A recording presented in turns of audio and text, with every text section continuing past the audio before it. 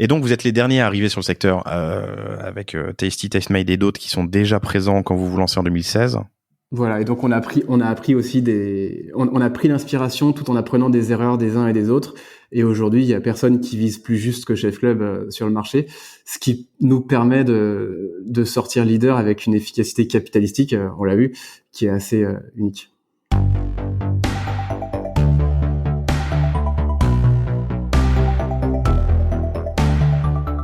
Bonjour, vous êtes sur le point d'écouter un nouvel épisode du Panier, le podcast e-commerce dans lequel on décortique les recettes gagnantes des acteurs du commerce en ligne. Mon objectif est de dénicher avec vous les meilleurs conseils et retours d'expérience pour se lancer et progresser dans la vente en ligne. Acquisition, parcours client, outils, plantage, réussite, apprentissage, on abordera ici tous les sujets sans tabou. Je suis Laurent Kretz, cofondateur de Cosa Vostra, agence de conseil tech et créative. Avec la meilleure équipe du monde en conception, créa, dev et contenu, j'accompagne des boîtes de toute taille dans leur stratégie digitale. Contactez-moi sur lepanier@cosavostra.com, sur LinkedIn ou sur notre site cosavostra.com. Bonne écoute.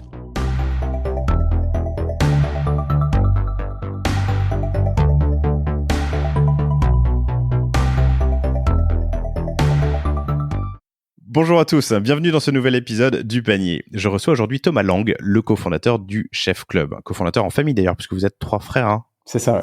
À la base, ok.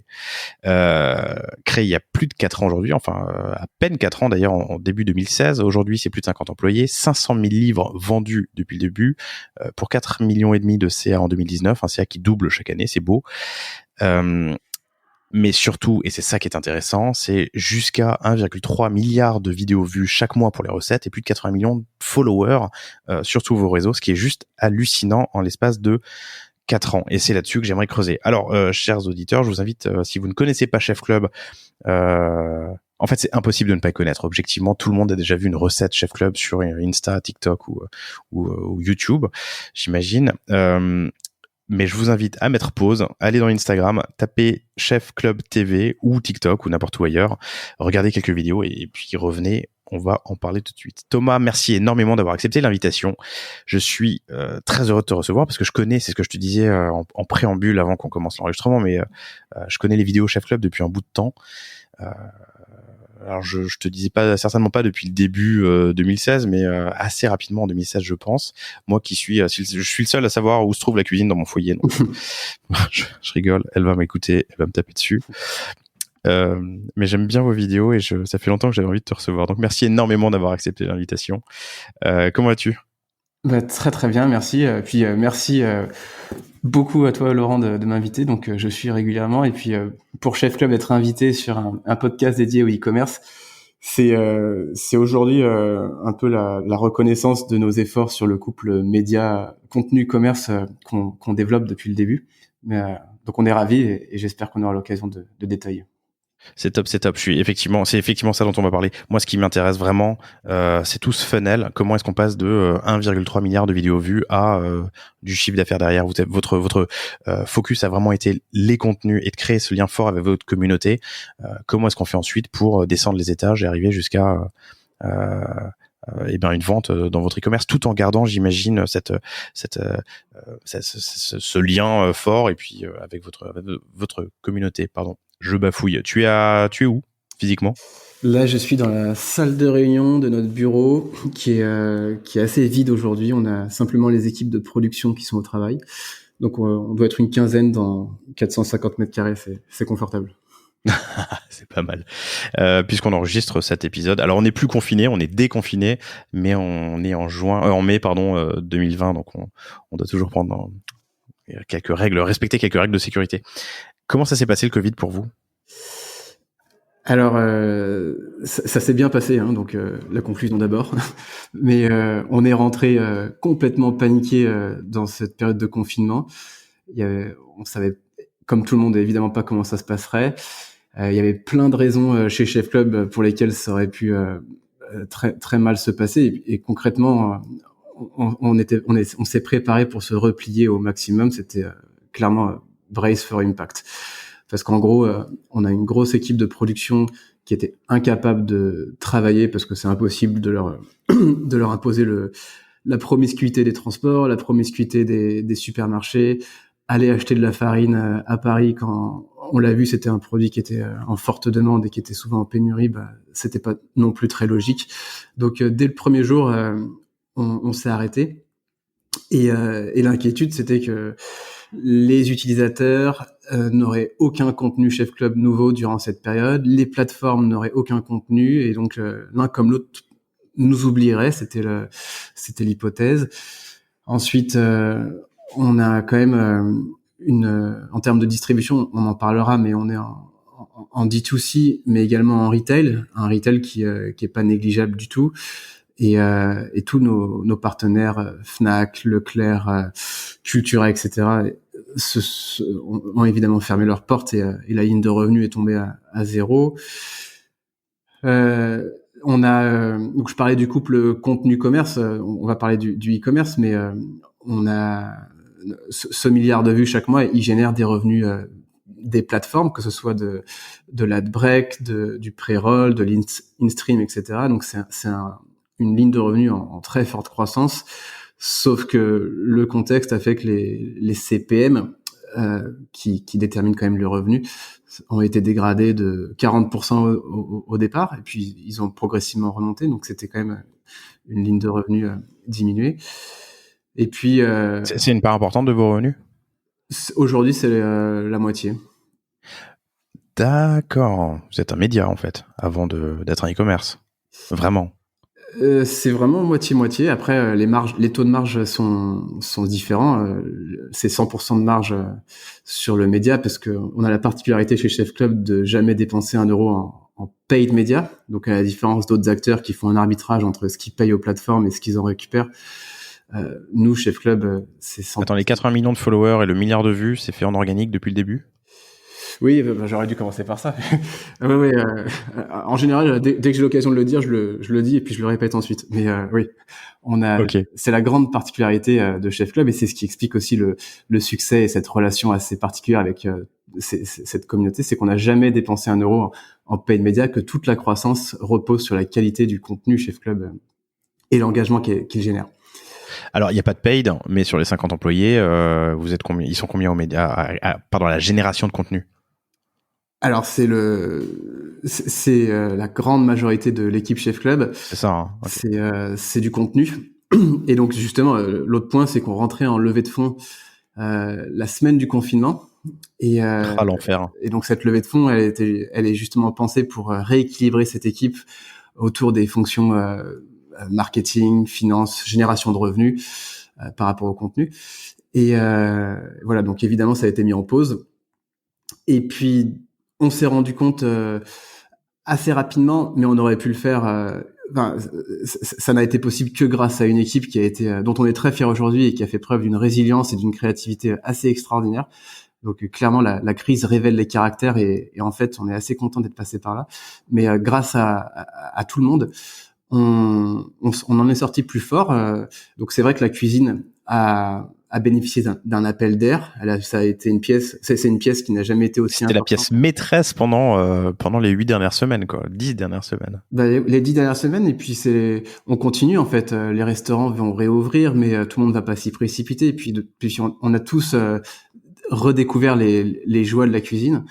Et en fait, au final, à la fin du confinement, le mix revenu était différent par rapport à celui qu'on avait anticipé en janvier lorsqu'on établit le plan, mais il était supérieur, et on a surperformé par rapport à ce plan de janvier. Donc, alors, en termes de revenus, vous avez surperformé, mais sur quelle ligne? Le CPM a baissé, mais vous avez fait plus de ventes? Plus de e-commerce, ouais. Okay. On en reparlera, mais on a notre premier produit, en fait, qui est dédié aux enfants dans la cuisine. C'est le coffret Chef Club Kids, qui était très pertinent par rapport à la cuisine et l'envie d'occuper les enfants. Donc, on était assez spot on. Alors j'ai eu la chance de le tester puisque Thomas m'a envoyé un exemplaire avant l'enregistrement. C'est un super bouquin très sympa, didactique, jolies images, des outils, pas des outils, pardon, qu'on appelle ça des tasses de mesure. Des tasses de mesure avec des petits personnages dessus, ça marche super bien. Pour chaque recette, il y a une vidéo dans l'app qui nous retrace les différentes étapes de manière assez didactique et sympa aussi. Donc c'est un moment sympa que j'ai passé avec mes filles pour tester quelques recettes. Donc dans l'ensemble, vous en sortez bien. Ouais, c'est certainement pas évident au démarrage d'y croire, mais on s'en sort plus que bien. Et puis on sent que la cuisine continue d'être importante. On n'a jamais été aussi sollicité qu'aujourd'hui, donc clairement les investisseurs reviennent vers nous. Ça c'est bien, c'est rassurant. Mais au-delà de ces investisseurs, que ce soit les retailers, les annonceurs, parce que bon, ça a jamais été un sujet. On a aucune équipe de vente, mais on fait de temps en temps des opérations pour des partenaires annonceurs. On n'a jamais été aussi sollicité que durant cette période. On a participé à l'initiative de Media One qui consistait avec différents partenaires diffuseurs télévision, de créer une chaîne confinement qui existe encore, et sur laquelle Chef Club a 2 épisodes par jour de 5 minutes. Excellent. Si vous avez fait vos cours chez Monoprix à Paris, on est encore diffusé sur les écrans qui sont sur toutes les devantures pour inspirer les clients dans ce contexte un peu lugubre, où les gens ont besoin d'inspiration. Pareil, dans la foulée, un autre partenaire qui lui est à l'intérieur des magasins nous a contacté. Puis Chef Club est en train d'être déployé sur tous les écrans des magasins parisiens.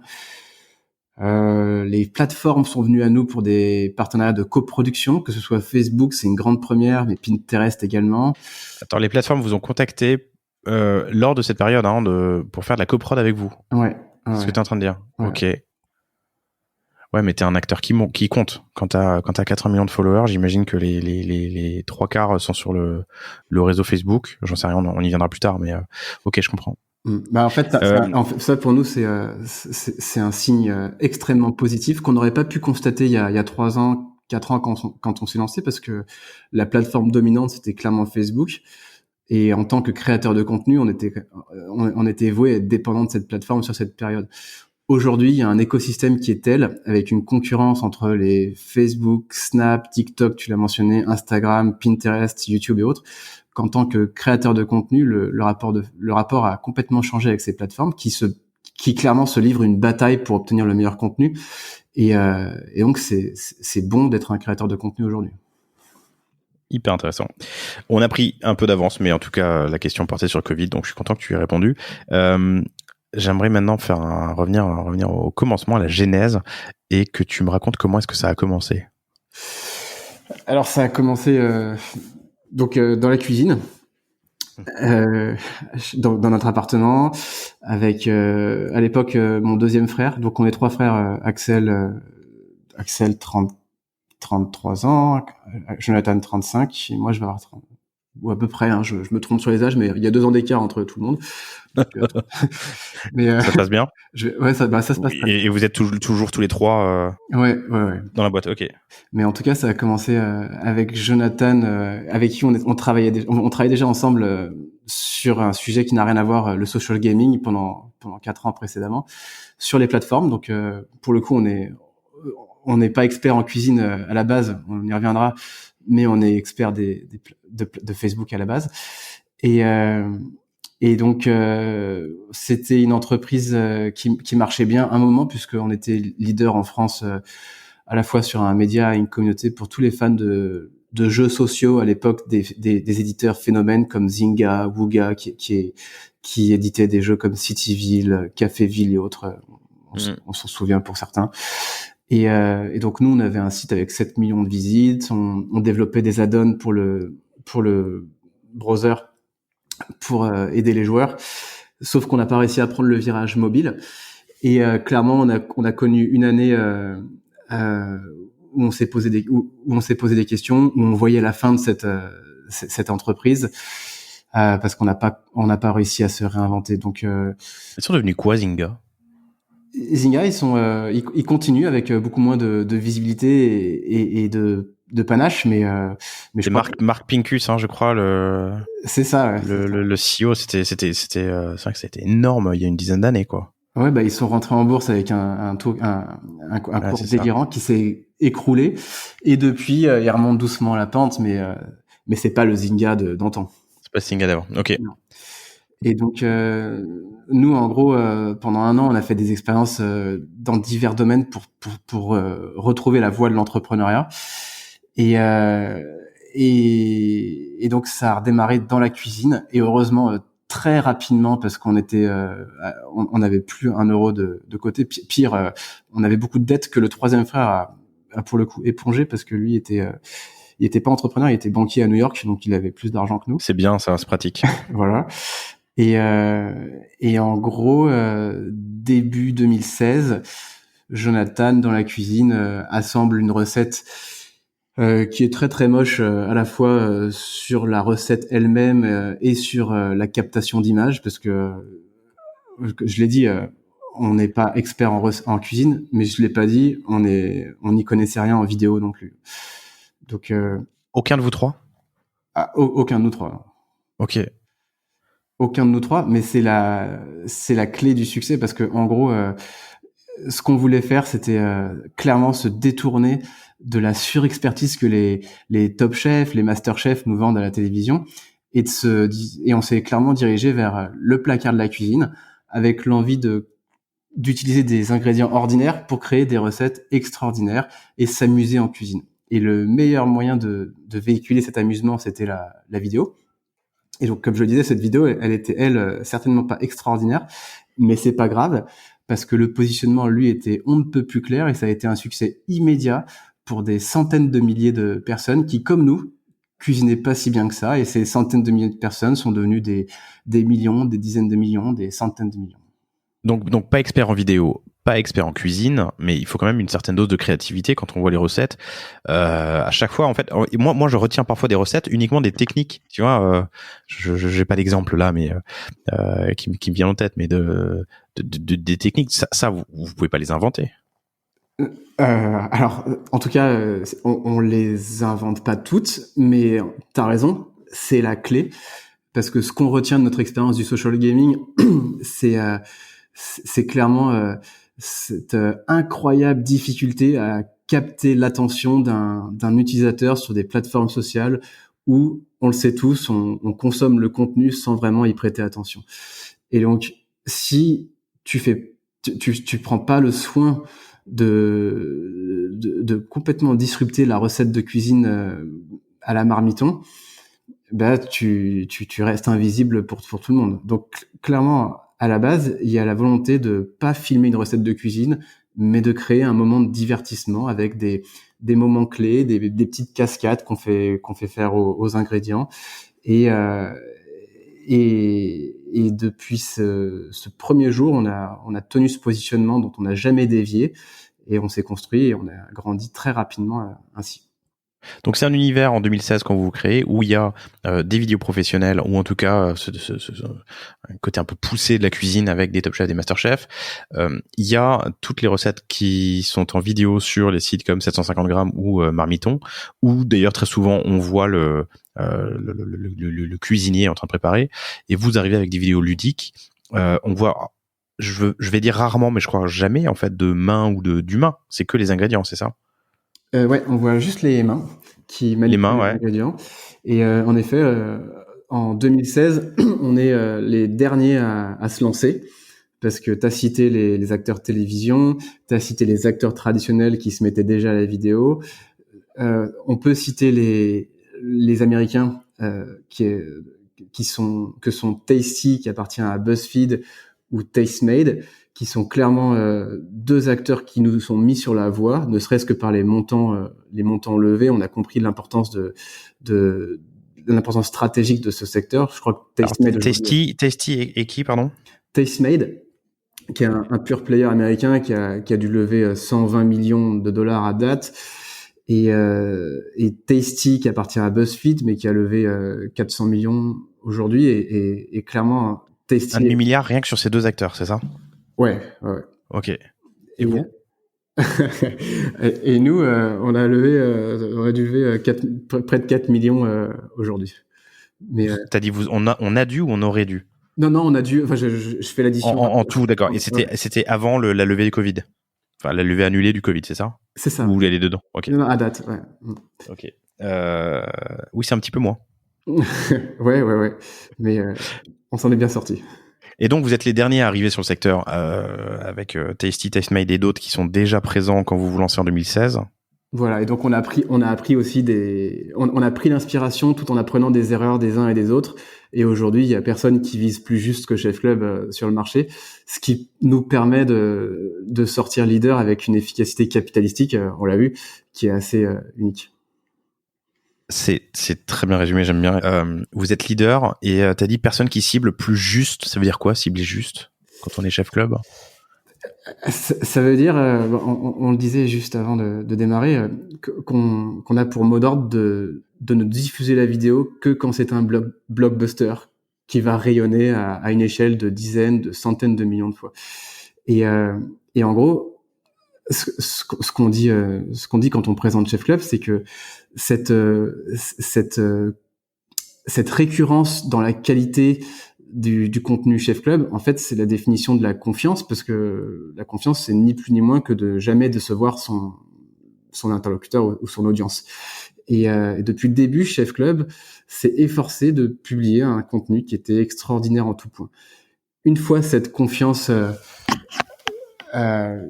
acquise et entretenue régulièrement, faut pas oublier qu'on est dans un espace qui est hyper transactionnel, la cuisine. Et donc, depuis le début, il y a l'ordre des choses, c'est vraiment de démarrer par le contenu et ensuite évoluer vers le commerce. Transactionnel au sens où on achète des ustensiles. Ustensiles, c'est le terme que je cherchais tout à l'heure. Des ustensiles, des ingrédients, c'est ça? Bah ouais, exactement. Okay. On peut tout acheter dans la cuisine. Et on se rend compte que à travers les développements récents, notamment des 6 derniers mois, que la marque Chef Club est pertinente sous de multiples déclinaisons, que ce soit ustensiles, tu les as cités, les livres, on va en parler, la cuisson, l'alimentaire également, et on en est au tout début de l'histoire Chef Club dans la cuisine. Donc, ton frère, en février 2016, Jonathan, si je dis pas de bêtises, c'est ça, ouais, fait une première vidéo qui est pas terrible, tu l'as dit en termes de réalisation, et sur une recette assez simple, c'est ça? Et là, elle sort en 2016. Ouais. Ok. Aujourd'hui, il y a combien de vidéos qui ont été sorties 4 ans plus tard? On a dû produire 2500 vidéos. 2500 vidéos en 4 ans, ok. Sachant qu'il y a une accélération, j'imagine? Oui. Bah, on est... oui, ça fait 18 mois qu'on accélère. Il y a eu une transition sur l'organisation parce que ça vaut le coup de venir voir nos bureaux, mais bon, ouais, je dis ça parce qu'il y a 18 mois, on était encore, ou 24 mois, on était encore dans notre appartement familial. On a été jusqu'à 30 personnes. Et jusqu'à 30 personnes dans l'appartement? Oui, c'est un grand appartement. J'allais lire, ok. Mais ça reste un appartement et pas pensé pour monter une organisation industrielle de la production de contenu. Et on l'a clairement poussé à ses limites, si bien que on a rencontré une période très compliquée en matière d'organisation. Et on a retrouvé la fluidité lorsqu'on a déménagé dans ce superbe espace où on se trouve à République aujourd'hui, avec une organisation très très fluide. Alors on y viendra, mais l'e-commerce n'est pas venu tout de suite, et vous faites, on l'a dit en intro, la moitié de vos revenus, c'est ça, en pub. En 2016, quand vous lancez, c'est quoi la vision sur le business model?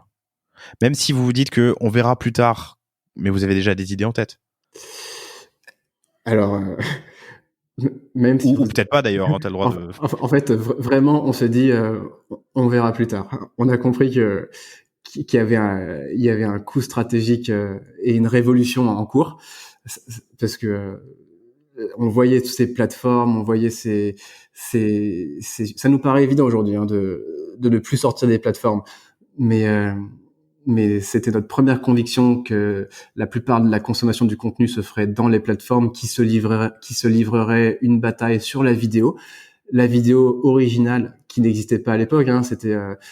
C'était beaucoup de curation de contenu ou qui existait à peine. C'était beaucoup de curation de contenu. Je te pique ton contenu, je le repackage, je mets mon logo dessus. Donc nous, on était convaincus que tout ça disparaîtrait et qu'un nouveau monde était en formation.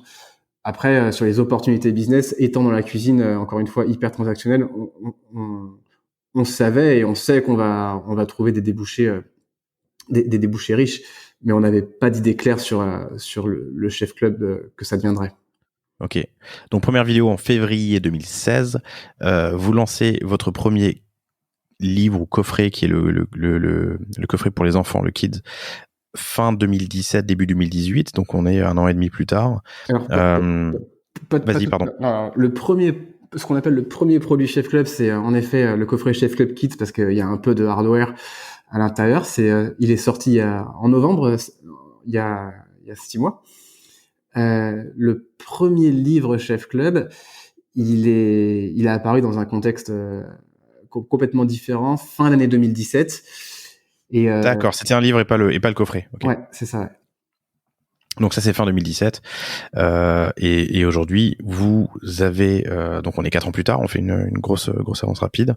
Je l'ai dit, une 50aine d'employés, où il y a 500 000 livres qui sont vendus partout dans le monde, un CA qui double chaque année depuis que vous faites du chiffre d'affaires et qui était de 4,4 millions en 2019. Et tu l'as dit à l'instant, 2500 vidéos qui ont été produites. C'est quoi votre plus gros challenge aujourd'hui? Ouais, c'est clairement notre plus gros challenge, c'est plus notre plus gros sujet, c'est commencer à développer une gamme de produits, parce qu'aujourd'hui on a des excellentes performances en e-commerce, mais c'est quand même assez frustrant de faire venir tout ce trafic qualifié sur un seul produit. Et donc il y a toute une gamme cohérente sur les kids et sur les adultes qui va voir le jour. Et puis de manière sur les ustensiles, les livres, sur l'univers cuisine, c'est ça? Sur l'univers cuisine. Okay. Donc, dans la continuité du premier coffret Chef Club Kids, il va y avoir toute une déclinaison de coffrets autour des thématiques. Il faut projeter un peu Lego dans la cuisine, mais quand les enfants veulent le Lego Star Wars, ils veulent le Lego à la ferme, ils veulent le Lego dans l'espace, etc. Et donc, on a les mêmes univers à décliner dans la cuisine. Ça, c'est une chose. La deuxième chose, c'est notre but, c'est vraiment de travailler sur l'autonomie, la créativité des enfants, avec en plus une dimension sur le bien manger, en particulier pour les enfants. Et donc, il y a plein de points de friction où Chef Club commence à travailler, que ce soit la hauteur des enfants dans la cuisine, le fait de remuer sans en mettre partout, c'est compliqué, la découpe sans se trancher le doigt. Sans se trancher le doigt, ouais, ça peut aider. la chauffe sans se brûler. Enfin, il y a plein de choses que Chef Club peut faire et que Chef Club est en train de faire. Et on est impatient de mettre sur pied cette gamme parce que en gros, on a un univers visuel pour les enfants qui est complètement immersif, avec toute une gamme de personnages que les enfants s'approprient déjà par leur prénom. Donc on a une brigade de 5 personnages, chacun avec leur prénom, et dans le contenu UGC et dans tous les témoignages UGC, c'est User Generated Content, c'est les contenus produits par vos utilisateurs. Exact. Votre audience. Ouais. Qui refont les recettes et qui partagent leurs témoignages. On voit l'importance de cet univers dans la perception et la prise en main des produits Chef Club. Donc, nous, on projette Chef Club pour les enfants vraiment comme un Disney ou comme un Lego dans la cuisine. Et on est très excités à l'idée d'avancer. D'accord. Et du coup, vous avancez seul ou avec des partenariats? Ou vous vous êtes mis à produire des ustensiles tout seul? Enfin, ou en Chine, ou je ne sais où. Alors, on avance. Donc là, on est sur les kids, les enfants pour l'instant. On est très en direct sur la chaîne de valeur, sur tout ce qu'on fait pour les enfants, avec un minimum d'acteurs, même si on a un bureau d'études avec qui on a une relation privilégiée en Chine, bien qu'on a également une partie des produits des livres qui sont faits en Italie, mais aujourd'hui, toute la logistique et la production ont été des intermédiaires au maximum. Ok. Donc ton plus gros challenge, tu le disais, c'est d'approfondir en fait la gamme des produits offerts par Chef Club à toute cette audience qui existe sur les réseaux.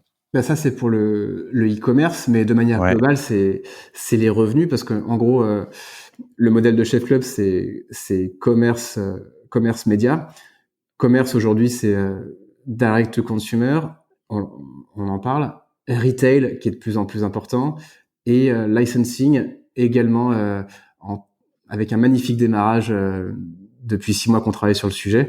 Donc tout ça, on le rentre dans la partie commerce et pour répondre à ta question, l'enjeu, le challenge, c'est de développer ça à une nouvelle échelle. Et puis la partie média, elle est quand même plus calée, plus maîtrisée et on est sur une très belle croissance.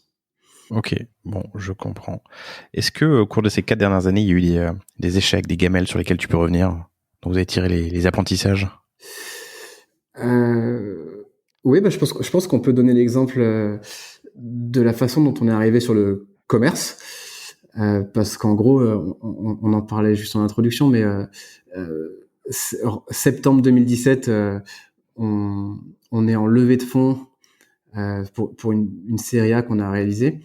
Et on est vraiment parti la fleur au fusil parce que nos chiffres étaient déjà plus gros que ceux des Américains et puis on faisait ça avec peu de personnes dans notre appartement parisien. Et donc on s'est dit ça va être facile. Ça n'a pas du tout été facile parce qu'en fait on a vraiment fait face à une défiance du marché, que ce soit les partenaires commerciaux, les investisseurs qui clairement croyaient pas aux chiffres Chef Club. C'était trop gros pour être vrai. On a eu des retours de gens qui imaginaient qu'on avait des gens à Madagascar ou autres qui partageaient, qui Cliquer, commentaient. liker, Voilà, c'est ok. ça. Qu'on avait tweaké qu'on avait gamé l'algorithme des plateformes. Vraiment, c'est. Ce qui fait partie, ce qui est une technique comme une autre. Hein. Enfin, Oui, c'est oui. notre objectif à tous de comprendre l'algo des plateformes pour que les vidéos remontent plus, quoi. Alors comprendre, c'est une chose. Après, tricher, c'est une chose qui n'est certainement plus possible aujourd'hui.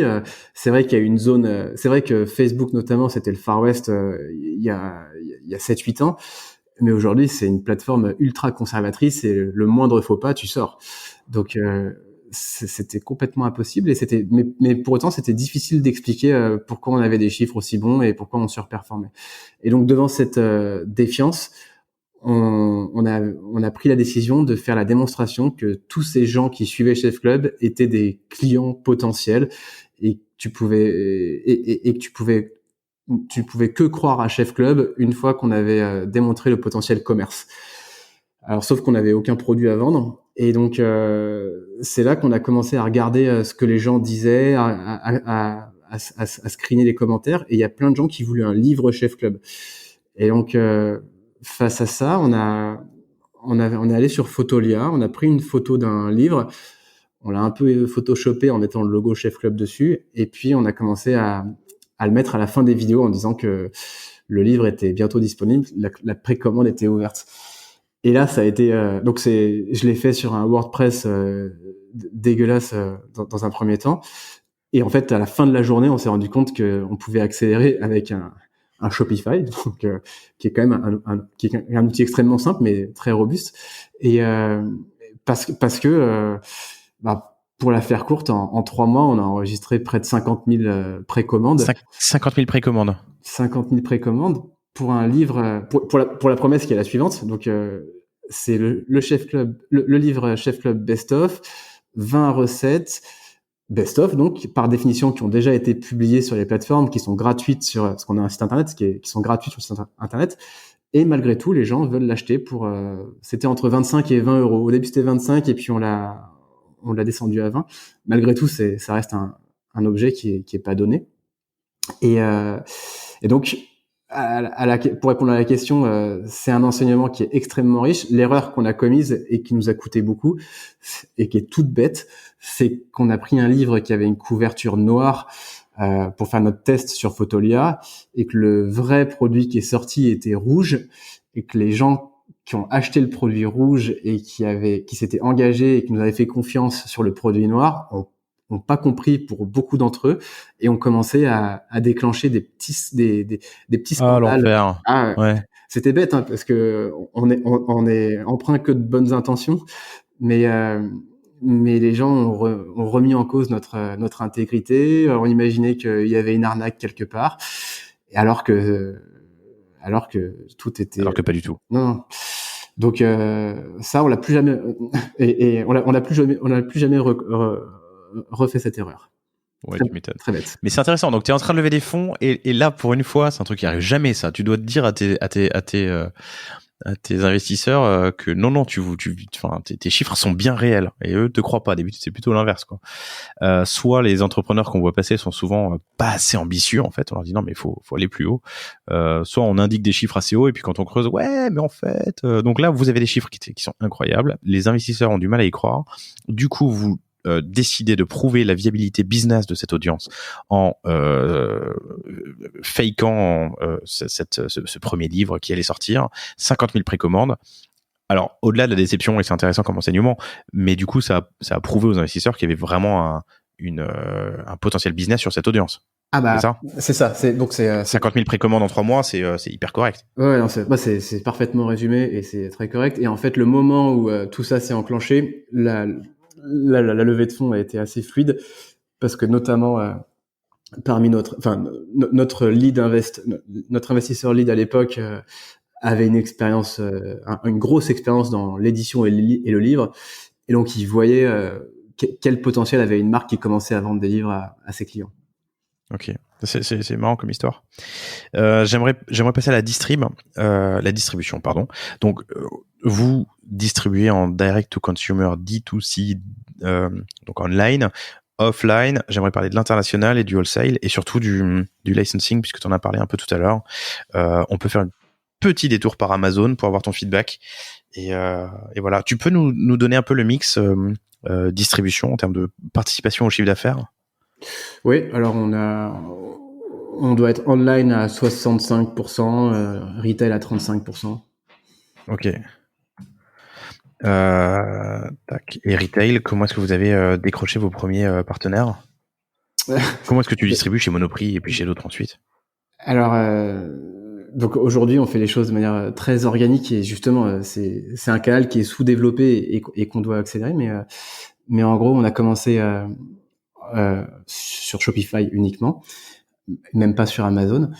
Et en fait, il y a une base de données qui est consultée par les libraires qui permet à tous de savoir quels sont les livres qui sont demandés mais qui sont pas disponibles. Et en gros, très vite, parce que en fait, le e-commerce est développé, mais la majorité des clients achètent encore en retail. Et très vite, Chef Club est devenu le livre numéro 1 qui trouvait pas de distribution. Attends, c'est une base de données qui liste, j'aimerais bien que tu reprennes, qui liste les livres qui sont les plus demandés mais pas trouvés, c'est ça? Oui, mais en fait, à chaque fois qu'un client, t'as dû le faire aussi, tu vas en librairie, tu demandes ce livre, il est pas disponible. Et en gros, cette requête a été faite à de multiples reprises, à une échelle qui a été suffisamment importante pour hisser Chef Club à la place numéro 1.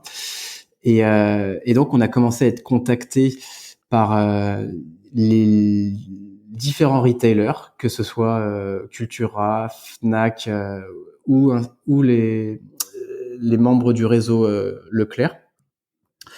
Et aujourd'hui, c'est nos distributeurs principaux. Mais ça s'est fait de manière intéressant. Donc ça veut dire que l'allée littérature, on va dire, que je trouve dans un supermarché, les mecs vont s'inspirer de ce qui est le plus demandé, pas trouvé en librairie. En fait, c'est normal. Ils vont consulter le top charts, quoi. Et se mettre en queue de peloton, du coup, à l'avant du peloton, peut-être, pour vendre les top charts, les top ventes en librairie. Je comprends. Ok. Voilà. Et là où c'est sous-développé, c'est qu'on a absolument personne qui est en charge du développement retail. Donc pour les livres, on comprend qu'on en a encore sous le pied, mais on en a encore plus sur les produits qu'on est en train de développer et on est impatient d'avancer dans cette voie. Surtout que d'avoir vos livres chez Monoprix, Fnac, Cultura, Leclerc, ça vous permet d'avoir un pied chez un distributeur chez qui vous allez pouvoir étendre la gamme. Ouais, ok, c'est ce que tu viens de dire. Je comprends. Donc c'est eux qui sont venus toquer à la porte. Ouais. Et aujourd'hui, ça représente 35% des ventes sur les 4,5 millions de l'année dernière. Tu m'as dit que la moitié était faite via le e-commerce. donc 2 millions 2, donc ça veut dire 600 000 à peu près, 600K sur la distrib. C'est un petit million. Ok, un petit million, bon, très bien. Et le reste est fait en ligne. Et du coup, là, vous vendez via votre site, vous vendez sur Amazon. Est-ce qu'il y a d'autres canaux de distribution? Aujourd'hui, c'est uniquement notre site et Amazon. Ok. Et pourquoi est-ce que vous avez décidé d'aller sur Amazon? Pourquoi auriez-vous décidé de ne pas y aller? J'aurais pu poser la question comme ça aussi, d'ailleurs. Non, elle n'est pas du tout orientée. C'est une question qu'on... Alors pourquoi on a décidé d'y aller? Parce qu'on n'a pas imaginé autrement. En revanche, pourquoi est-ce qu'on déciderait de pas y aller? C'est une question qu'on a mis sur la table il y a quelques jours, parce que on a surperformé sur le e-commerce, sur notre site internet durant le confinement. Amazon, t'as suivi, mais en France était quand même marché au ralenti, en tout cas pour nos produits. Et donc on comprend quand même la valeur d'être en direct avec ces utilisateurs qui une fois clients de Chef Club reçoivent une communication qui est quand même très sympa, parce que le truc c'est on vend pas des produits, on vend une expérience, l'appartenance à une communauté, et que très concrètement en matière de communication, on n'a pas juste des newsletters de nouveautés produits ou de promotions à envoyer. On a plein de choses, de la co-création, des recettes, enfin vraiment un univers de marque qui est riche, et donc c'est précieux d'avoir cette relation en direct, donc cet email qu'on garde. Après Amazon, c'est sous-optimisé. On fait aucun effort de marketing sur Amazon, d'optimisation sur Amazon, chose qu'on devrait faire. Donc, je pense qu'en fait, ça serait naïf de compter sans Amazon. En revanche, sur Amazon, il faut faire les choses bien. Il y a une marge de progression. Il y a une vraie marge de progression. Surtout que pour faire les choses bien, quand on achète un livre de recettes Chef Club, il faut télécharger l'application, a priori se créer un compte. Donc au final, tu le récupères, non, ton email? C'est ça. On a justement ce système data qu'on est en train de mettre en place, parce qu'il y a énormément de points de contact de Chef Club et de ses clients et de distribution. Et au final, la façon dont on construit l'écosystème, c'est vraiment avec l'application mobile en son centre. Ok. Alors que oui, et d'un autre côté, tu as 80 millions de contacts sur tes réseaux. Alors c'est pas des contacts privés, c'est pas des contacts directs, ça s'inscrit dans un flux quelque part, mais ils existent, ils sont bien, enfin voilà, c'est des followers quoi. C'est ça.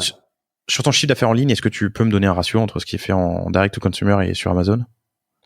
Bon, ça doit être 70% D2C sur le site, ouais. Et en termes de marge, avec d'un côté Shopify, il y a pas mal de CA, une commission sur le chiffre d'affaires, les coûts éventuellement de développement, design, entretien du site, et de l'autre côté Amazon où t'as juste uploadé c'est jamais juste, mais où t'as mis un flux de produits, un catalogue produit. T'es capable un peu dans ta compta analytique de savoir quels sont les niveaux de marge? Je te pose la question pourquoi, pardon, je vais au bout de la réponse, mais la question, je crois que c'est Michael Weiss, pardon, de Shape Art, qui fait des petits produits pour tenir ton téléphone et mettre à ton bras, sur ton vélo ou ta moto, vraiment sympa, qui me disait qu'en fait, au final, lui, il a le même niveau de marge sur Amazon ou sur son site. Ouais, oui, c'est vrai que tout n'est pas blanc ou noir. Pareil, j'écoutais il y a pas très longtemps le fondateur, chez toi, le fondateur de Respire, qui cassait un peu les idées reçues sur les marges plus fortes du D2C par rapport au retail. En effet, c'est pas vrai. Les marges en retail sont extrêmement élevées parce que on envoie un batch de produits avec une logistique ultra simplifiée à un retailer. Et donc même si le prix est cassé au début, enfin cassé, en tout cas s'il est dégradé, les frais inhérents à cette vente sont cost of good sales sont largement inférieurs aussi, quoi.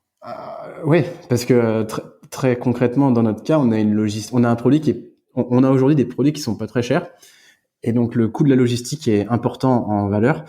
Et donc on travaille soit avec Cubin, soit avec Amazon, le fulfillment d'Amazon, qui est de plus en plus cher, mais et pareil, Cubin, c'est pas donné non plus, mais ça représente sur un panier moyen faible, ça représente une partie importante.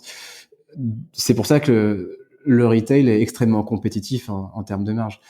Mais retail ou D2C, en fait, les livres Chef Club sont très forts de marge. En fait, il n'y a pas de meilleur produit à disrupter par rapport à l'industrie par rapport à l'industrie traditionnelle. On arrive à. Je veux bien que tu creuses un peu. Je suis pas sûr de comprendre.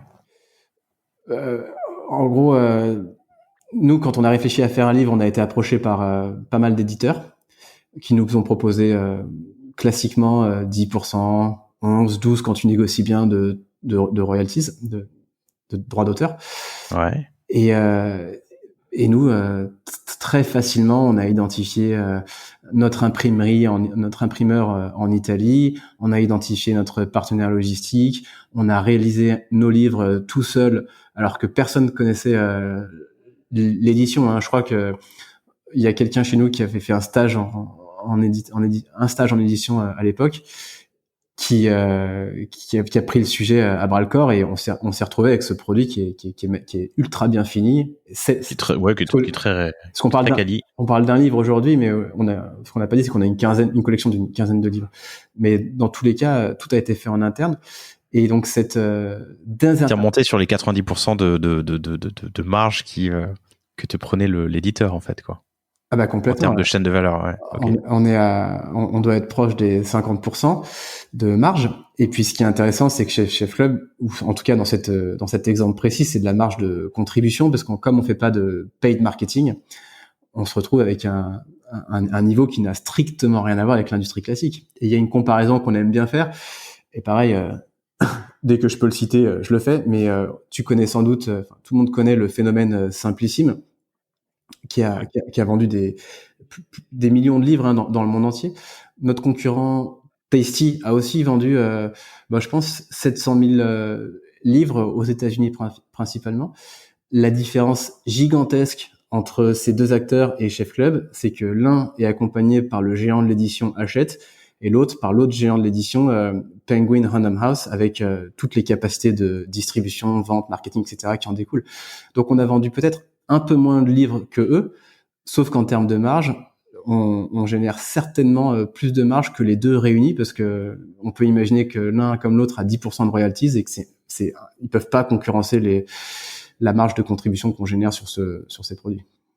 Hyper intéressant. Online Amazon, retail. Alors vous êtes présent à l'international? Dans combien de pays? Alors, ouais, dans combien de langues plutôt? Dans combien de langues sont traduites les vidéos? C'est peut-être plutôt ça qui.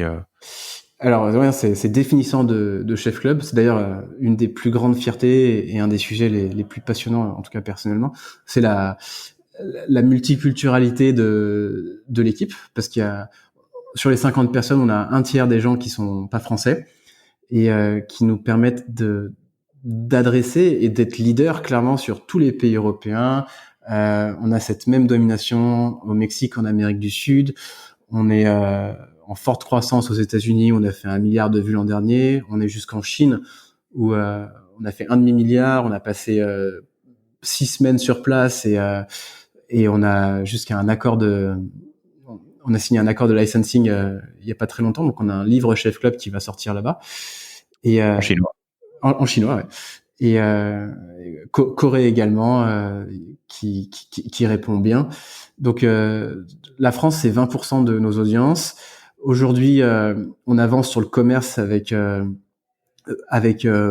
retard sur tous ces pays par rapport à la France, qui est un peu plus mature, hormis l'Allemagne, où on a rapidement emboîté le pas, et avec beaucoup de succès, même si on n'a pas la même gamme de livres, même si le produit pour les enfants est pas du tout encore abouti. On comprend que l'Allemagne a un fort potentiel, et on avance. Mais du coup, c'est intéressant. T'as quand même un principe d'inertie assez fort entre traduire une vidéo j'allais dire en mexicain, l'idiot du village, pardon, en espagnol, en anglais, en coréen ou en chinois. Je sais pas quelle langue vous utilisez en Chine, mais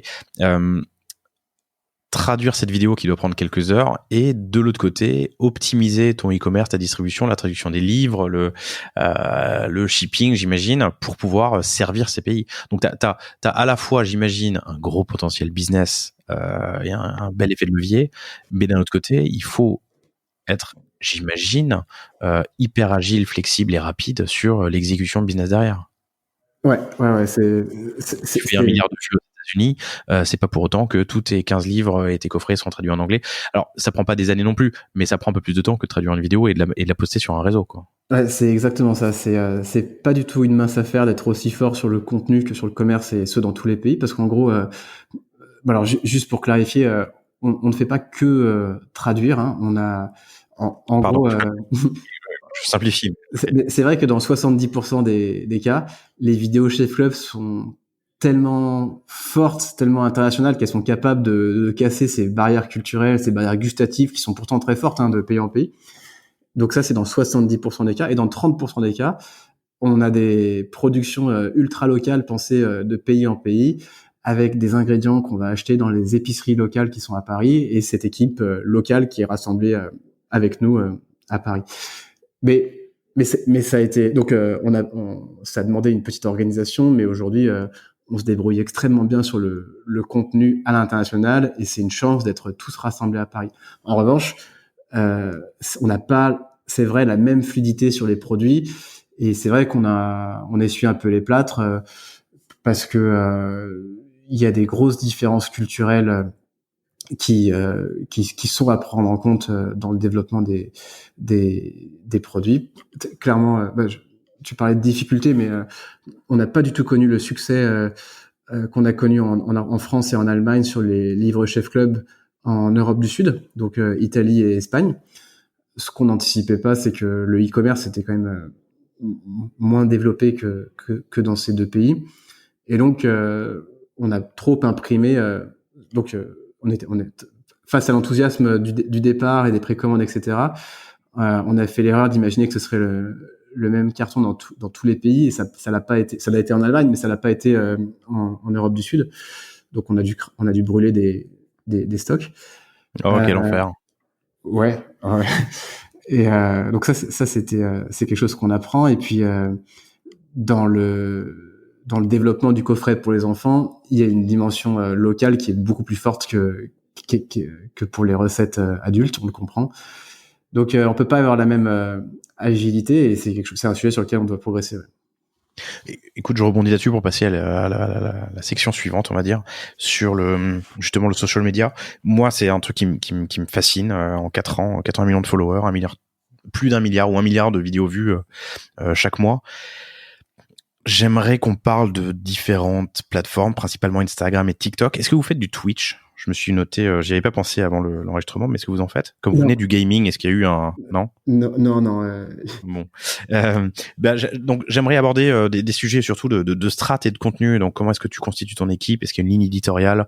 La production, les budgets ? Est-ce que vous faites du réchauffé de temps en temps ? Parce qu'avec 2500 recettes, j'imagine que tu peux de temps en temps ressortir des anciennes règles,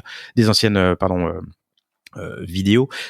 J'aimerais aussi parler de la copie, parce que Chef Club, je l'ai vu, j'ai vu le logo ou les vidéos Chef Club parfois sur des comptes qui ne sont pas du tout Chef Club. Alors je me disais c'est affreux, ils vous piquent du contenu, mais en fait ils vous prennent du revenu pub en ligne, mais en vrai ils augmentent la notoriété de la marque.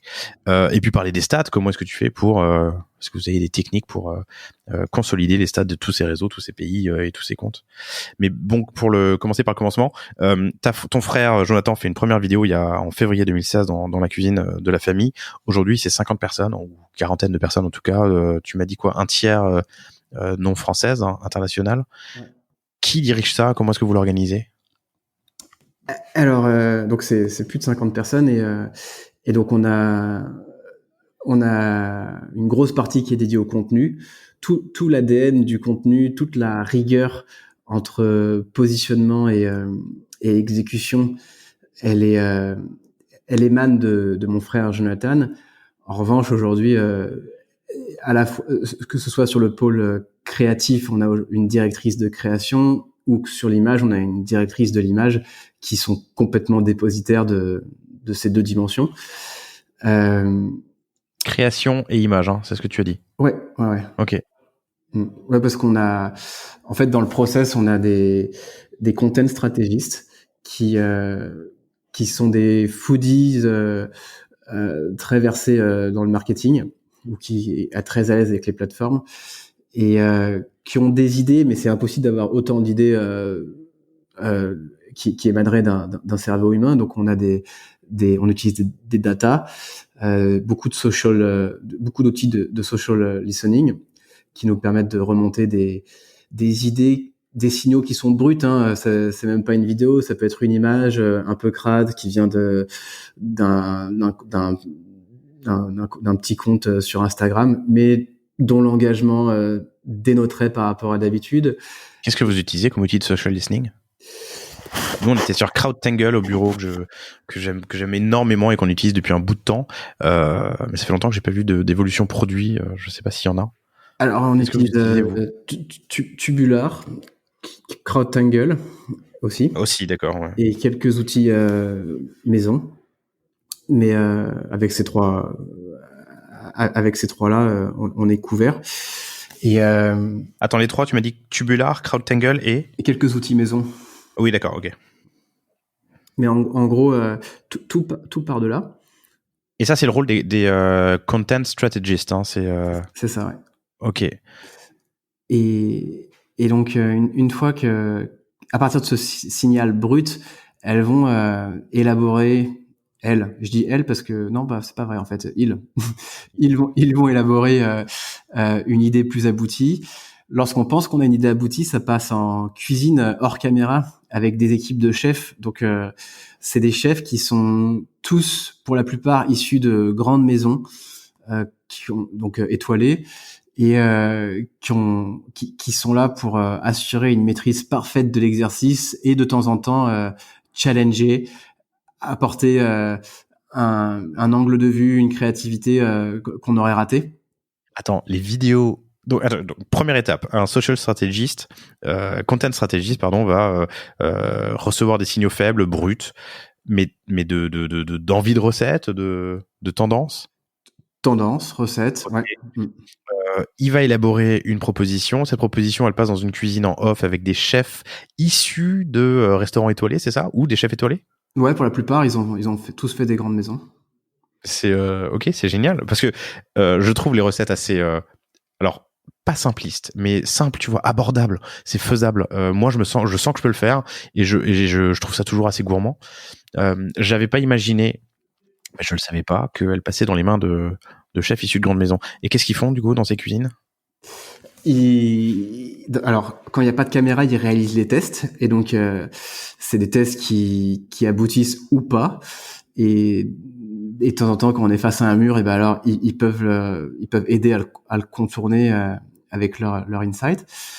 Et si le test est validé, alors il part entre les mains d'un couple de directeurs artistiques et de chefs.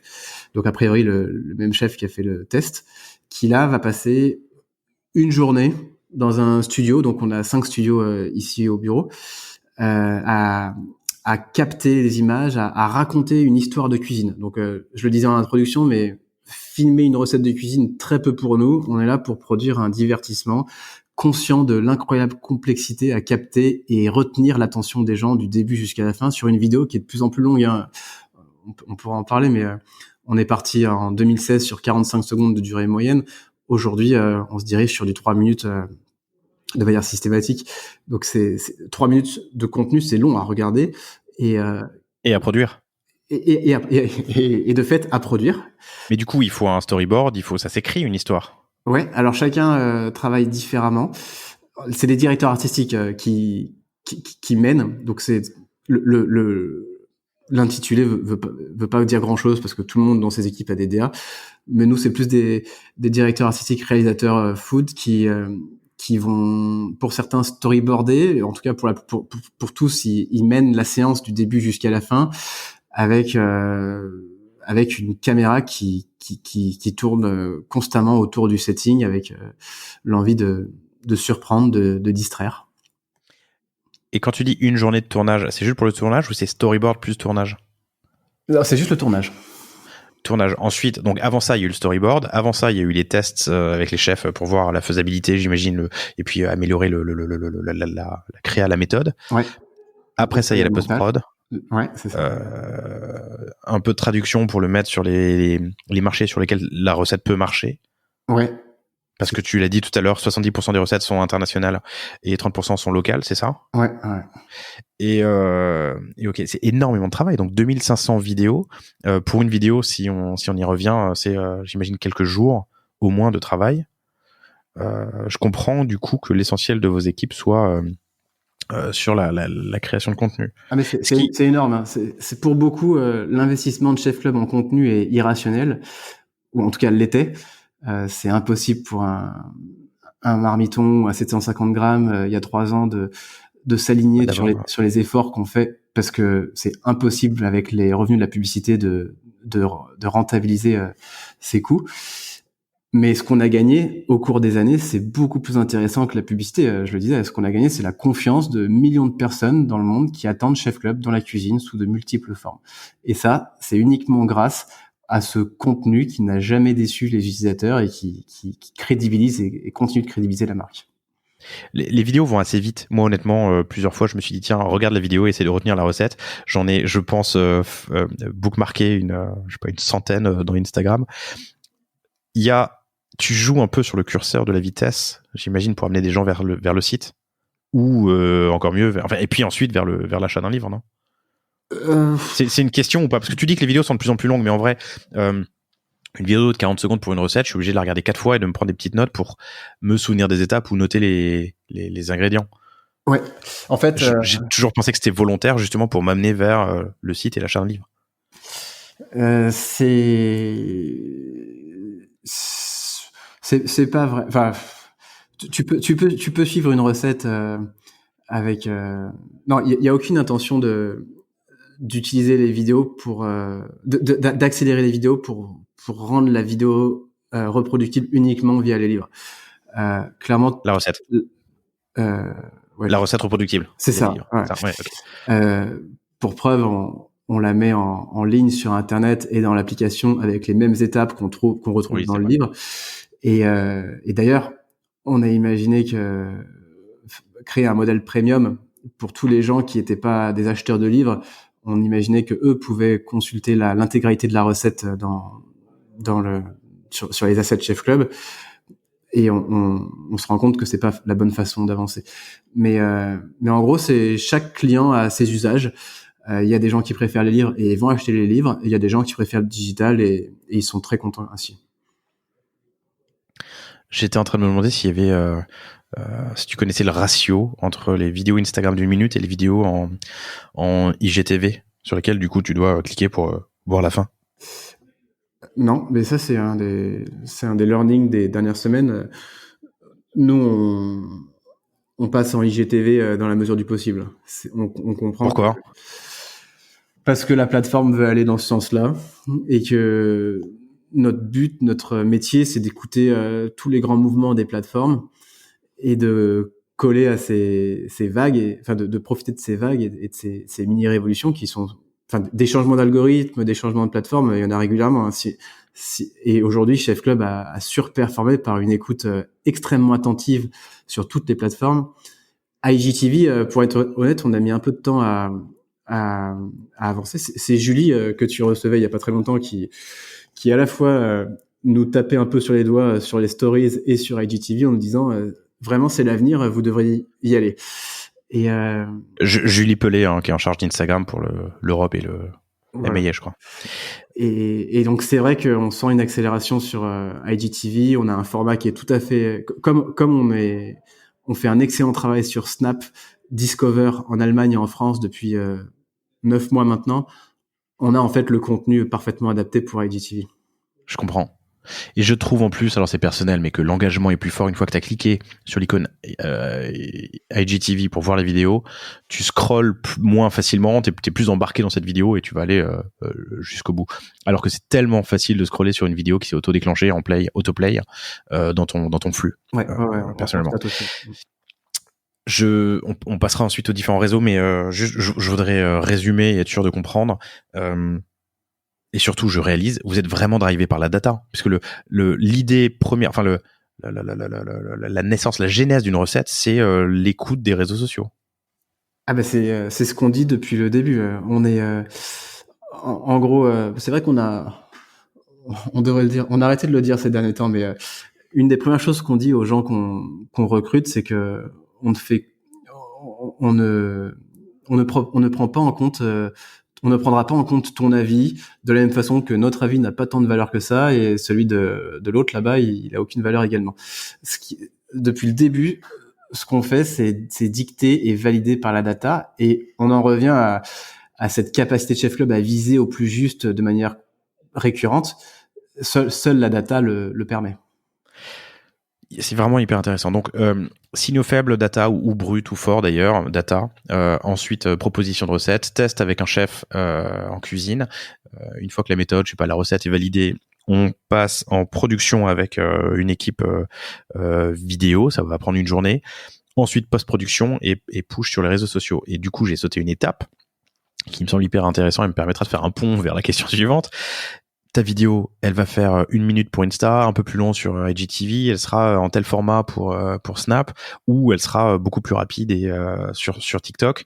Là, il y a vous la passez dans un filtre, vous la passez, il y a une sorte de passoire où on va dire bon bah cette vidéo elle va être polyforme et adaptée pour chacun des réseaux. Ouais, c'est ça. En gros, on a une stratégie de production qui est Facebook first. Alors pourquoi? Simplement parce que Facebook c'est devenu réseau Facebook ou Facebook le Facebook, le bleu, le réseau. Le bleu. Ouais. Parce que ce Facebook bleu c'est devenu la plateforme la plus challenging, la plus compliquée en matière de captation et de rétention d'audience. Et donc sur ce terrain extrêmement challenging, une fois qu'on a un blockbuster, alors simplement avec un effort marginal en termes de marketing ou d'editing, on se retrouve avec des blockbusters pour chacune des plateformes. Et donc, pour répondre à ta question, on va transformer le contenu en 9/16e pour Snap, IGTV, TikTok. Sur YouTube, on va allonger la longueur parce que on essaie de viser 10 minutes. T'as le temps. Parce qu'on a le temps. Sur Pinterest, c'est complètement différent, mais on a la matière pour surperformer également. Mais l'important, c'est de travailler la bonne matière et tout ça émane de Facebook d'abord. Et en termes de poids dans les audiences, actuellement, sur les 4-5 réseaux que tu as cités? Alors, ça change assez rapidement parce que jusqu'il y a 18 mois, on était quand même Facebook d'abord. C'est toujours important, mais Snap, sur une certaine démographie, c'est quand même extraordinaire. Ça, on le sait pas forcément. D'ailleurs, en France, la France est un des plus gros pays Snap, mais je crois qu'ils ont 16 millions de DAU. Des Daily Active Users, donc d'utilisateurs quotidiens, ouais. Encore actuellement. Et je dis encore, je devrais pas dire encore, actuellement. Point. Ouais, non, mais c'est très très fort. Je crois que c'est plus fort que Instagram et Facebook réunis sur cette démographie. Et donc on a une pénétration avec un branding qui est magnifique. Tous les jours entre la France et l'Allemagne, on doit avoir 1 200 000 personnes qui sont exposées à Chef Club, son univers, de manière assez immersive. Donc c'est fort. Qu'est-ce qu'il y a? Donc je te demandais le poids des différents réseaux. Mais tu dis que Facebook était roi avant, ça l'est moins aujourd'hui, mais c'est toujours la première plateforme sur laquelle vous testez vos vidéos. Hein, tu me l'as dit, je sais pas si tu l'as dit en off ou en intro, mais tu m'as dit on ne diffuse que quand c'est un blockbuster. Donc c'est Facebook et disons l'engagement qu'une vidéo va générer sur Facebook qui définit si oui ou non cette vidéo sera poussée sur les autres réseaux. Exactement, ouais. Facebook reste très fort. Hein. C'est juste qu'on n'est plus à 100%. On doit être à 60%. Ok, ça reste énorme. Sur 1 milliard de vues et 80 millions de followers, 60%, c'est énorme. Tu es capable de tracer l'achat réalisé sur le site? De le connecter à une vidéo? Ouais. Et un réseau? Oui, on est capable d'en tracer certains, mais pas tous, parce que c'est naïf déjà d'imaginer qu'une vidéo Chef Club égale une conversion. Non, c'est le fait d'être exposé 10 fois à des vidéos qui, en fait, vous créez de la notoriété long terme et du réflexe. Et moi, je pense recette vidéo sur les réseaux sociaux. Je pense Chef Club. C'est ça. On a eu des retours qu'on n'attendait pas, mais qui sont assez éloquents en la matière, de la part des retailers, donc des Cultura, Fnac, qui viennent nous voir et qui nous disent c'est bizarre, la façon dont vos livres se vendent est très différente d'un livre classique. Normalement, le livre sort, vente explosive, et puis après c'est la diminution jusqu'à zéro, jusqu'à extinction. Et donc nous, il n'y a pas de démarrage explosif. En revanche, c'est stable du début jusqu'à la fin, et ça montre ça qu'il faut entretenir ton audience. Ça montre cet entretien de la marque, de la notoriété qu'on réalise avec ces vidéos. Entretenir et alimenter. Alors, pour entrer un peu, vous faites du Instagram shopping ? Non, c'est trop jeune c'est trop récent pour en parler. Bon, on découvre en fait. Une grosse question et des sujets qu'on a en ce moment au bureau, c'est TikTok, pardon. Ouais. TikTok versus Snap. Est-ce qu'il y a un des deux réseaux ? C'est quoi tes apprentissages sur ces deux réseaux sur la dernière année en France et à l'international ? Alors, je pense que pour voir TikTok, il faut comprendre d'où ça vient. Et donc, on a eu la chance de rencontrer les équipes de ByteDance. De Musical.ly ? Ouais, c'est ça. Donc, okay. Musical.ly, ça a été racheté par ByteDance, qui est un groupe énorme, une startup géante en Chine, et qui nous ont. D'ailleurs, nous, on était sur Douyin, qui est l'équivalent de TikTok, qui est le nom de TikTok en chinois, avant d'être sur TikTok en Europe et aux États-Unis. Et on doit avoir 3 millions de followers chinois sur Douyin en Chine. Et donc, on a rencontré leurs équipes. Et ce qui est intéressant, c'est que la Chine est un paysage beaucoup plus concurrentiel. Bon, il y a 3 ans, elle était beaucoup plus concurrentielle par rapport aux plateformes que l'Europe ou les États-Unis, parce que ils ont 4-5 plateformes géantes qui essayent d'attirer à elles les créateurs de contenu. Et Douyin, TikTok est arrivé en dernier. Et pour attirer les créateurs, ils sont capables d'avancer plus dans l'intérêt des créateurs. Et j'ai en tête des intégrations e-commerce qui ont vu le jour déjà sur Douyin et qui n'existent pas encore en Chine et en Europe, aux États-Unis. Qui donnent un avant-goût de la relation vertueuse, ou en tout cas de l'écosystème qu'ils comprennent mieux qu'un Facebook ou qu'un YouTube, qui ont quand même une dimension très très dominatrice dans la relation. Et donc on est assez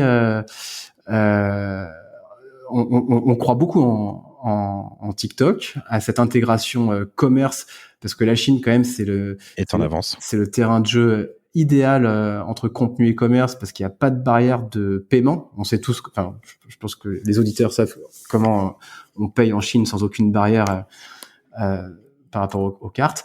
Et puis il y a aucune barrière sur la livraison non plus. Donc ce que je vois sur TikTok, c'est potentiellement ce que j'ai demain chez moi à livrer. Et c'est comme ça qu'ils avancent dans les autres pays au-delà de la Chine. Donc on croit beaucoup en TikTok, et Snap a pas encore cette maturité.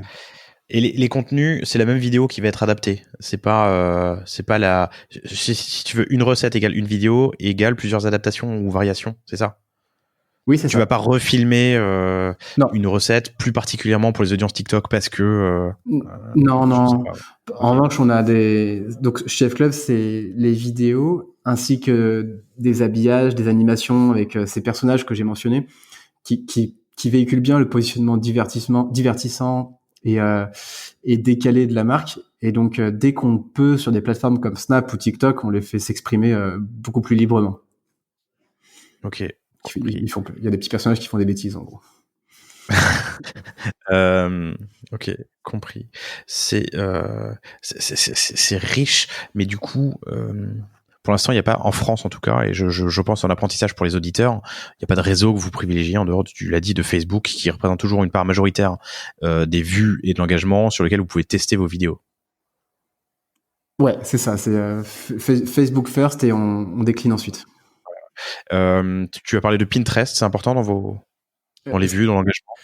C'est la dernière plateforme, mais on a été bête de ajouter ou en termes de stats? Non, en termes de démarrage. En revanche, on est très bullish sur la place que Pinterest représentera dans les toutes prochaines semaines. Je crois que là, on a fait 100 millions de vues sur Pinterest alors on s'est lancé il y a, je sais pas, il y a 8 semaines. Donc c'est un très bon démarrage et c'est normal. C'est une plateforme qui est dédiée à la cuisine, au design d'intérieur, avec beaucoup de femmes, les femmes étant quand même notre cœur de cible, avec la bonne tranche d'âge. Donc sur le papier, il y a tout pour que ça marche. Oui, ça colle, hein. Ok. Et t'as les intégrations business qui sont, je pense, un peu en avance par rapport à, enfin en avance, plus mature. J'imagine que sur d'autres réseaux, Pinterest, ça fait longtemps que tu peux faire du business avec et qu'il y a des liens vers de l'activation derrière. Bah, c'est exactement ce qu'on est en train de regarder. C'est pays par pays ces intégrations. Alors je veux pas dire de bêtises, mais je crois que elles sont pas encore disponibles en France. Mais ça va arriver. Mais en effet, tu peux connecter ton pin à une page produit. Ouais, on avait bossé sur ces sujets avec un super cabinet de prospective qui s'appelle Nelly Rodi, avec des belles intégrations Pinterest, et on avait rencontré les équipes France. On parle régulièrement avec elles. C'est hyper intéressant ce qu'ils font. Mais c'est vrai que t'as une audience très spécifique sur des sujets spécifiques, parce que ça colle parfaitement avec ce que vous faites. On pourrait passer des heures sur la partie contenu, nous ça nous passionne chez Cosa Vostra, mais je pense qu'on va avancer, sinon on y passera la journée. Pour finir, juste une petite partie sur la technologie. Tu l'as dit, vous êtes sur Shopify depuis le début. Ouais. Sur un thème, vous avez développé un thème propre. Oui, alors on a bricolé sur Shopify et puis après on s'est rendu compte que c'est Shopify Plus qu'il nous fallait, qui permet d'être plus facilement sur l'international sans avoir. Parce qu'on a commencé à avoir un compte Shopify pour chacun des pays, mais ça marchait pas. Donc Shopify Plus c'est un peu plus cher, mais c'est tellement agréable de pas avoir de maintenance technique sur ce sujet que ça en vaut largement le prix. Et Alors on parle de pourcentage de commission sur ton chiffre d'affaires. Parce que ouais. l'abonnement est pas plus cher, je crois. Enfin, c'est peut-être quelques centaines de quelques dizaines d'euros, mais c'est surtout ça, on est d'accord. Ouais. Et après, nous, on est en on est en refonte. On n'a pas encore développé notre thème complètement à nous, mais c'est quelque chose qu'on veut faire. Donc là, vous êtes sur un thème, on va dire template, qui a été customisé pour vous, c'est ça? Ouais, c'est ça. Ouais. Ok, vous faites ça en interne? Alors on a une équipe tech assez significative en interne pour tout ce qui est tweak dédié à Shopify. On passe par des plateformes. Donc on doit être 6 personnes en tech ici, entre les devs backend, le CTO, dev backend, product. On est sur React Native sur mobile. Mais pour tout ce qui est tweak dédié à Shopify, on passe par des plateformes comme Upwork principalement. D'accord, intéressant. Donc des free que vous prenez à demande sur ces sujets qui. Ouais. On cale le cahier des charges et c'est assez indépendant de tout le reste, donc ça marche bien. Et du coup, en Shopify Plus, vous pouvez être en multi-stock assez facilement. Et les stocks sont où? Les stocks sont. On a différents entrepôts. Enfin, pardon. Ma question est surtout comment est-ce que vous gérez le multistock, mais si vous passez par Shopify Plus, il y a pas mal de facilités pour le faire, si je dis pas de bêtises. Alors attends, multistock, c'est un stock pour plusieurs pays? C'est plusieurs stocks, et en fonction de là où tu commandes, on va les taper dans le stock en France, aux États-Unis ou en Chine, je sais pas, par exemple pour les envois. Ouais, mais on n'a pas les mêmes enfin on n'a pas de ça s'applique pas chez Cheflop parce qu'on n'a pas les mêmes produits de pays en pays. Donc, quand je suis sur Shopify en Corée, Chef Club TV, le site en Corée, je verrai le stock produit local et pas forcément, et avec des produits partagés au global, c'est ça? J'imagine qu'il y a des produits qui sont multi-pays? Non, il y en a aucun. Ah ouais? Ah ouais. Ok, alors ça fait du sens effectivement parce qu'en Corée j'ai pas acheté des livres en français, mais je pensais aux pays anglophones par exemple ou hispanophones. Non, c'est complètement localisé. Les livres peuvent avoir une base commune, mais après c'est un travail de réédition. D'accord, mais le produit, un produit en espagnol pour l'Espagne et un produit en espagnol pour le Mexique seront cloisonnés sur la plateforme, c'est ça? Ah, c'est vrai que dans ce cas-là, on aurait pu avoir le même, sauf qu'on n'a pas de produit physique pour l'Amérique du Sud. Ah bah voilà, ok, ça répond à ma question. Donc Shopify, et vous êtes satisfait, vous êtes en Shopify Plus, pour l'instant il n'est pas question de changer? Non, non, et notre métier, donc nous, on a, on a une minuscule gamme de produits aujourd'hui. En fait, on n'a qu'un seul produit et des livres. Et il s'agit de densifier cette gamme fidèle au positionnement de la marque Chef Club, mais à force de dizaines de produits. Et on aura toujours un catalogue extrêmement mesuré parce qu'on crée des expériences extrêmement bien soignées de produit en produit. Du coup, ce que nous offre Shopify, c'est largement suffisant par rapport à ce qu'on fait. On n'est pas on n'est pas là pour développer une marque. Encore, pour développer une marketplace, c'est plus des histoires qu'on raconte produit par produit. D'accord, compris. Quels sont les outils dont vous ne pouvez pas vous passer au quotidien? Les outils tech. Donc tu as parlé de Tubular, CrowdTangle et des outils développés maison. Est-ce qu'il y en a d'autres? C'est assez classique. Bon, alors il y a Shopify et tous les add-ons qu'on a trouvé intéressants à date, mais je les ai pas en tête. Super. Ok. C'est dommage, n'est-ce pas? Bon, c'est pas bien grave. Non, c'est pas grave. Non, de toute façon, je pense que c'est assez récurrent. Après, cette mécanique d'automation avec le CRM qu'on commence à développer. On travaille avec on était avec Mailchimp il y a pas très longtemps, mais ça correspond plus à nos besoins. C'est devenu trop cher par rapport à notre base. Donc, on travaille avec Sendinblue et Qui est un acteur français, c'est bien aussi. Hein. voilà. Et sinon, entre Google Analytics sur le web, Amplitude sur le mobile, Hotjar pour le web, je sais pas, je crois que j'ai fait un petit tour. Du coup, j'ai deux questions. Comment est-ce qu'il y a un outil pour faire la consolidation des stats de tous les réseaux? Parce que il y a un sujet qu'on n'a pas abordé, c'est que il y a un compte Chef Club par langue, parfois par pays, quand c'est ça nécessite quand même pas mal de gestion et ça fait un peu de gymnastique additionnelle. Et ensuite, surtout pour réconcilier les stats, est-ce que vous avez des outils? Est-ce qu'il y a comment est-ce que vous faites? Ouais, on a un magnifique travail en cours.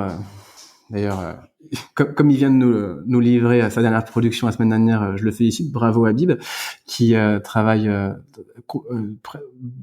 la plupart du temps en ce moment sur ces outils de consolidation data et d'analyse. En interne, hein, c'est ça. Donc vous développez votre propre outil de suivi de gestion des data.